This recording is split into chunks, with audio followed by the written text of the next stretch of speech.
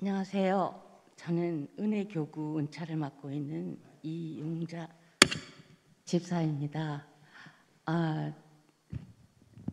혹시 지금 좀 죄송하지만 모자와 마스크를 쓰고 있지만 이 자리에 아멘 합주단이라고 있었어요. 제가 1996년인가요? 그때부터 아멘 합주단에서 홀룻을 연주했고 코로나 전까지도 서울과 분당을 오가면서 연주하고 코로나 이후에는 분당에서 연주를 했었어요. 그러면 제가 참으로 신실한 믿음을 가진 자냐라고 장담하고 말할 수는 없습니다. 저도 늘 하나님을 의심하고 때로는 정말 내가 믿는 자인가라고 의심할 때도 있었으니까요. 그런데 그 모든 것이 작년 12월 8일 산부 예배를 분당에서 연주하던 도중에 갑자기 앞에 갑자기 뭔가 성광이 지나가더니 뭔가 잘 안 보였어요. 그래서 월요일 날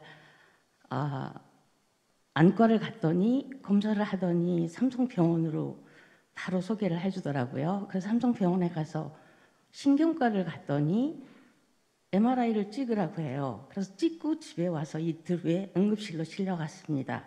그리고 뇌졸중 진단을 받았어요. 뇌졸중 진단이라는 게 저는 뭐 술이나 뭐 음식을 많이 먹거나 뚱뚱하거나 운동을 안 하거나라는 게으른 사람들이 받는 질병인 줄 알았는데요.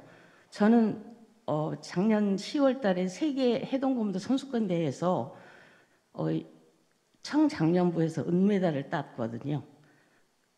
검정 벨트예요. 그리고 요가를 오래 했고요. 그런데 이제 그 원인이 어딘가 보니까 저의 심장에 난원공이라는 게 있대요. 저도 처음 들었어요. 심장에 구멍이 이렇게 있는데 엄마 뱃속에 있을 때는 그게 연결이 돼 있다가 세상에 나오면서 그게 막혀야 되는데 저는 그것이 막히지 않아서 그쪽으로 피가 샌 거래요. 그것도 72년 만에. 그래서 그 피가 혈전이 되어서 막은 곳이 저의 시야를 관장하는 두경부 쪽이었어요. 그래서 그 시야가 막히면서 시야 장애가 왔어요. 그것으로 이제 원인을 찾아보니까 그 난원공이 열려 있어서 난원공 개존증이라고 그러네요. 그래서 심장 시술을 받았어요. 그 스타구니를 통해서 풍선 같은 걸 집어넣어서 이제 그 구멍을 막고 저는 그걸로 끝난 줄 알았습니다. 그런데 그 이후에 그 중이염이 이제 와서 3월 달에 또 귀수술을 받았어요. 그 원인을 막 찾다가 보니까 두경부 쪽이라서 이 뒤쪽에 종양이 있는 거예요. 그 종양이 경동맥 쪽을 가까이 붙어 있어서 그게 조금이라도 커지면 저는 그날로 천국행이거든요. 그래서 이제 수많은 검사를 거치면서 유사 종양이라는 게 발견돼서 스테로이드를 많이 해서 지금도 치료 중이고요. 그 결과에서 이제 얼굴이 많이 붓고 좀 기운이 없습니다.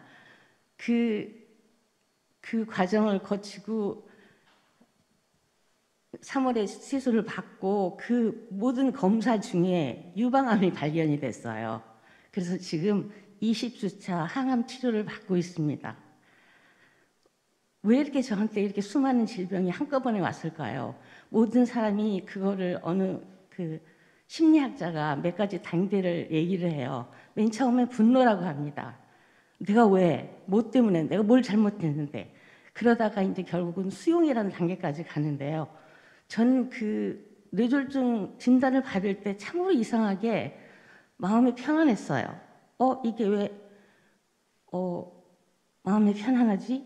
그래, 하나님이 날 데려가시나 보다. 72년 세상에 살게 했으면 많이 살게 했으니까 지금이라도 데려가셔도 나는 줄을 게 없다라고 생각을 했어요. 제가 아멘 합주단에서 30몇 년을 연주를 하면서 저의 믿음을 의심한 적도 많았지만 결국 저의 믿음은 그동안 콩나물에 물을 주면 물은 다 빠지지만 믿음은 남아있는 것처럼 저의 믿음은 그동안 성장해 있었던 거예요. 그래서 참으로 하나님을 믿는 신비한 사건을 저한테 주신 것 같아요. 즉 보이지 않는 하나님을 제가 믿는 거예요. 두 번째는 이렇게 지금 이 자리에 나와서 그 하나님이 계시다는 것을 이렇게 얘기하는 고백을 하게 됐고요. 그리고 또한 천국의 소망을 갖게 됐다는 것이에요. 물론 저는 믿습니다. 하나님이 저의 질병을 통해서 낫게 하시고 하나님이 저한테 주시는 그 사랑을 깨닫게 하였다는 것을요.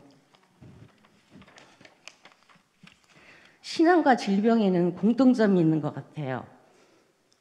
첫째는 지극히 개인적이라는 거예요. 나의 어떤 병이 있었을 때 나의 얼마나 아픈지 이거를 도대체 설명할 길이 없습니다. 설명을 한다 해도 상대방이 나를 이해할 수도 없겠고요.